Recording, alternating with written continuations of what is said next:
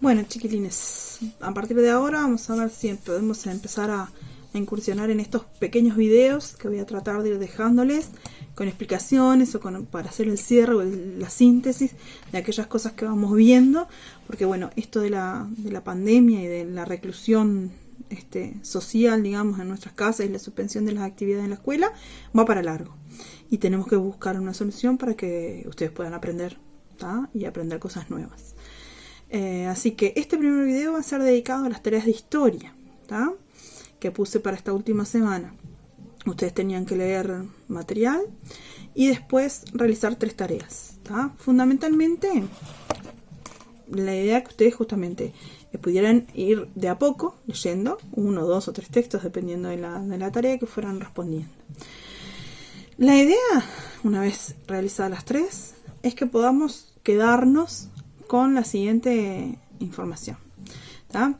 Este gobierno de Lorenzo Latorre fue una dictadura, ¿sí? ¿Por qué fue una dictadura y qué es una dictadura? Bueno, una dictadura es cuando ese gobierno no fue elegido constitucionalmente, de acuerdo a como la Constitución indica que se debe elegir un gobierno, ¿tá? Y por la elección de los ciudadanos, ¿tá? El gobierno de Latorre fue arreglado entre algunos sectores pudientes, digamos, adinerados, que eran los que dominaban la sociedad en ese momento, que necesitaban una mano dura, que veían que aquello de la política de fusión y de pactos y los supuestos arreglos entre blancos y colorados no habían dado resultado. Seguían habiendo levantamiento de los blancos contra el poder de los colorados, que eran siempre los que ganaban las elecciones, porque además recuerden que ya habíamos hablado que votaba un porcentaje muy bajo de la población y que había fraudes electorales, que se contaban los votos y que había más votos que votantes, cosa que no puede suceder. Y entonces eso hacía que los colorados eran quienes siempre quedaban en el gobierno. Los blancos se rebelaban y la manera de rebelarse era a través de levantamientos armados.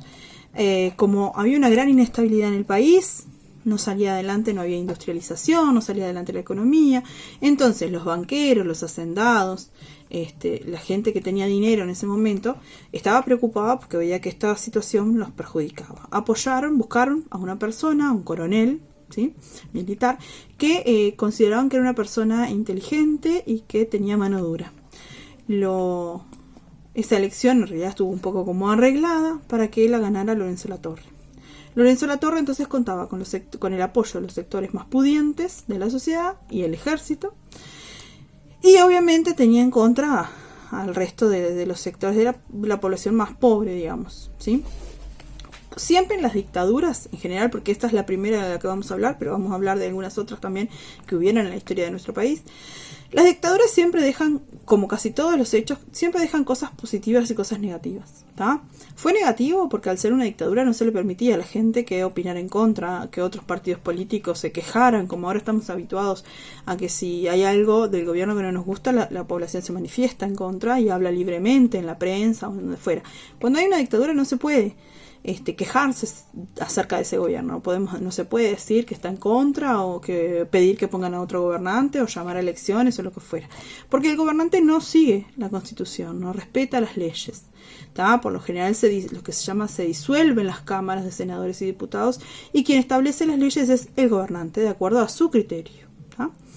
Entonces, el gobierno de Latorre fue así. Si bien no puso a militares a ocupar los cargos políticos ni a dirigir distintos sectores del gobierno, porque en eso seguían habiendo civiles, llamamos civiles a las personas que no son militares, es cierto que él gobernaba a su antojo, digamos, no respetando las leyes ni acatando lo que la Constitución o el Poder Legislativo le dijera. De esta manera persiguió a las personas que estaban en contra, incluso perseguirle al punto del asesinato, ¿verdad?, de las personas que estuvieran en contra. Pero por otra parte, al tener justamente una mano dura y no consultar a nadie, tomó otras medidas que en lo económico van a ayudar mucho al país a salir adelante, y por eso todo este tema se engloba dentro de lo que se llama la primera modernización. Nuestro país se vuelve moderno. ¿Por qué se vuelve moderno? Bueno, porque al fin se van a dedicar a mejorar los sistemas de comunicación, que no por supuesto no es el WhatsApp, ni el celular, ni el teléfono como tenemos ahora, ni la radio, ni la televisión siquiera en esa época, sino que era el telégrafo, hacer más caminos, tomar al ferrocarril como el principal medio de transporte para la industria en ese momento. No existía todavía los autos, y mucho menos los camiones. En ese momento el traslado era a caballo y en carretas. Bueno, se instala el ferrocarril, los ferrocarriles, que en realidad era una empresa inglesa, y se empiezan a elaborar vías férreas por todo el país. ¿Para qué? Para que se pudiera trasladar el ganado, los cueros, las cosechas, ¿no? Empezar a que empiece a funcionar mejor la agricultura. Se produce en el gobierno de Latorre lo que se llamó el boom lanar, es decir, el boom como por explosión, ¿verdad? La explosión de la cría del ganado lanar, de las ovejas, empezar a vender lana hacia Europa. Porque en Europa estaban ya en la segunda revolución industrial y compraban mucho algodón y lana. Entonces en Uruguay, a partir de este gobierno, se va a empezar a producir la mejora de las distintas razas del ganado. Se cruzan las razas de ganado para ir obteniendo lana cada vez de mejor calidad, y Uruguay empezó a exportar lana. Ya no va a haber solamente saladeros, como hablábamos la otra vez, que era la única industria que había en el país, sino que a partir de este momento va a haber productos de otros derivados del ganado, por ejemplo la lana. Pero también el tren permitía el traslado de personas, el traslado de maquinarias. Entonces, distintas ciudades del país empiezan de a poquito a industrializarse, porque gracias al ferrocarril va a llegar la mercadería, la maquinaria, la mano de obra, de manera más fácil, imagínense, que en carretas, ¿verdad? Bueno, otra de las cosas que va a modificar es la educación, y por eso es que en ese gobierno de Latorre invita, le ofrece a José Pedro Varela que se haga cargo del desarrollo de un sistema educativo. Porque en realidad, en general, y ustedes en las clases más chicas siempre recordamos a José Pedro Varela como el creador de la escuela o el que hizo la escuela. Parece que fuera albañil y construyó nuestra escuela. No. En realidad lo que Varela diseñó fue un sistema educativo. ¿Qué es un sistema educativo? Bueno, que haya un programa donde esté escrito qué cosas se les debe enseñar a los niños. Nosotros hoy en día tenemos un programa y la maestra no enseña lo que se le ocurre. Tiene que ajustarse a ese programa. Que haya programas, enseñarle a docentes. Había que conseguir maestros, pero bueno, no podía ser cualquier persona, había que enseñarles a ser maestros. Un maestro, para dar clase, estudia, se prepara para ser maestro. Había que buscar los edificios, el lugar físico donde funcionara la escuela, y todo eso se lo encargan a José Pedro Varela. José Pedro Varela en realidad era muy contrario a Latorre. Pertenecía al partido de los principistas, que era un sector de lo que llamaron los doctores. ¿Por qué se llamaban doctores? No porque fueran médicos, cirujanos, pediatras, ¿verdad? Sino que eran doctores en leyes. En esa época había muy pocas cosas para poder estudiar. Básicamente las leyes, la abogacía era una de ellas. Entonces se les llamaba doctores a las personas que tenían un título terciario, ¿sí? Y Varela, junto con otros amigos de la época, formaban un nuevo como partido político que se llamaban los principistas. Ellos eran contrarios a los colorados y a los blancos, y eran sobre todo contrarios a la dictadura, porque eran defensores de la Constitución. Sin embargo, Varela renunció un poco a sus ideales y a sus amistades y aceptó este cargo que le había designado, que le ofreció, mejor dicho, Lorenzo Latorre, porque él consideró, y lo dijo en ese momento, que creía que a largo plazo le estaba haciendo más bien al país que mal. Le reclamaban que él apoyara una dictadura. Sin embargo, él sabía que era la única forma de que en Uruguay se llevara adelante una reforma que hiciera que a largo plazo, unos años más tarde, esos niños que en ese momento empezaban a estudiar, llegaran a tener la calidad de ciudadanos. ¿Por qué? Porque iban a saber leer y escribir. ¿Se acuerdan que nosotros habíamos dicho ya que solamente el 5% de la población votaba y que era una condición fundamental que fueran alfabetizados? Las personas que no sabían leer y escribir no podían votar. Entonces Varela entendía que al formar a los niños, al educar a los niños, en definitiva estaba formando a los ciudadanos del futuro. Y que para que en un futuro no hubiera más dictaduras y para que en el país votaran más personas y para que los presidentes que salían electos representaran realmente a la mayoría del país, la forma era que pudieran votar. Y para que pudieran votar tenían que saber leer y escribir. Entonces Varela veía que en realidad lo que estaba haciendo era formar ciudadanos. Para eso hizo su reforma educativa. Decidió que En esa época, en realidad, la educación nadie le daba demasiada importancia, sobre todo a los sectores pobres. Entonces, obligó a las familias, hizo la educación obligatoria, para que las familias los enviaran a la escuela. Porque en realidad cualquier persona que tenía una chacrita, un pedazo de tierra o 2 o 3 vacas, lo que quería era que sus hijos lo ayudaran a ordeñar, yo qué sé, dar vuelta a la tierra, preparar la tierra y demás.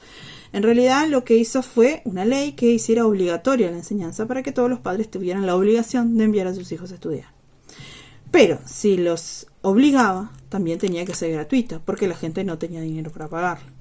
Y otra cosa que buscó Varela fue la separación de la Iglesia y del Estado, lo que aparecía en la tercera tarea de las que les mandé, y que era lo que se llamó la secularización del Estado. Entonces, separar. Él consideraba que el Estado no podía estar dirigido por la Iglesia, que eran cuestiones completamente separadas una de otra. ¿Tá?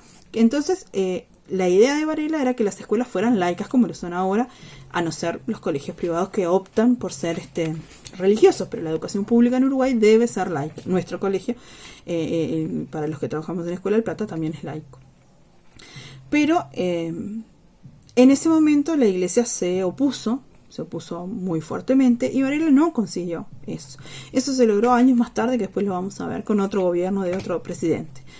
Pero Varela fue un pionero pidiendo esto de que la Iglesia estuviera separada del Estado. Antes, cuando nacía un niño, cuando moría, cuando una persona se casaba, todo ese registro, esa información, la tenían las iglesias. El Estado uruguayo no tenía idea de cuántos pobladores había. Si quería saber cuántas personas había vivas, había que ir a la iglesia, fijarse en el registro que tenía la iglesia. Y eso en realidad le corresponde al Estado. El Estado debe saber cuántos pobladores tiene, cuándo fallecieron o cuáles no, cuántas personas, si una persona se va a casar con otra es un contrato legal. Después, si lo quiere hacer también por iglesia, lo puede hacer. Pero en realidad, para la Constitución, el matrimonio debe ser a través de un juzgado.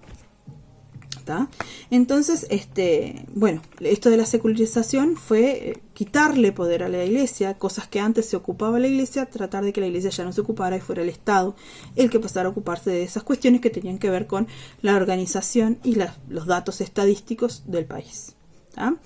¿Qué pasó con esto de las medidas que sucedieron durante el gobierno de Latorre? Otra muy importante que tiene que ver con la economía fue el alambramiento de los campos, ¿sí? Varela dio la orden de que los campos, el ganado iba de un lado para el otro, no tenía marcas, no tenía señales, no sabía de quién era, había muchas disputas, muchos enfrentamientos entre hacendados por eso. Entonces dispuso que era obligatorio alambrar. El alambre en esa época no se fabricaba acá, se traía de Europa y era carísimo. Entonces solamente pudieron comprar el alambre para marcar sus terrenos los grandes hacendados, las personas adineradas. Los que tenían pequeñas porciones de tierra se quedaron sin poder cerrarlo, y como no lo pudieron cerrar, esa tierra no era de nadie. Tuvieron que venderla a muy bajo precio a los grandes propietarios. ¿Qué pasaba con esas familias que tenían un pequeño pedacito de tierra y que ya no podían, tuvieron que venderlo porque no podían hacerse cargo de los costos que tenía el alambramiento? Bueno, esa gente lo va a vender muy barato y se va a empezar a ir hacia las ciudades, lo que se llama el éxodo hacia las ciudades, el éxodo rural.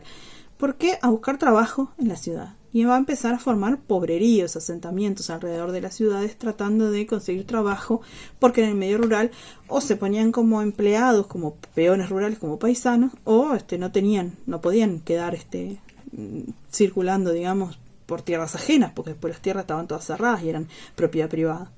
De esta forma va a influir en que desaparezca el gaucho, por ejemplo. A partir de esa época vamos a ver que dejan de existir los gauchos. Los gauchos que nosotros vemos ahora en las exposiciones, en la Rural del Prado y demás, son paisanos, en realidad son peones rurales, trabajan en las estancias de otro.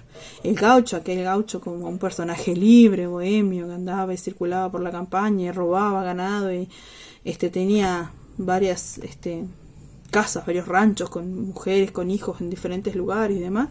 Esa forma de vida va a desaparecer. En esa época, a partir del gobierno de Latorre, va a desaparecer el gaucho como un personaje, digamos, o un sector social de nuestra sociedad de aquel momento.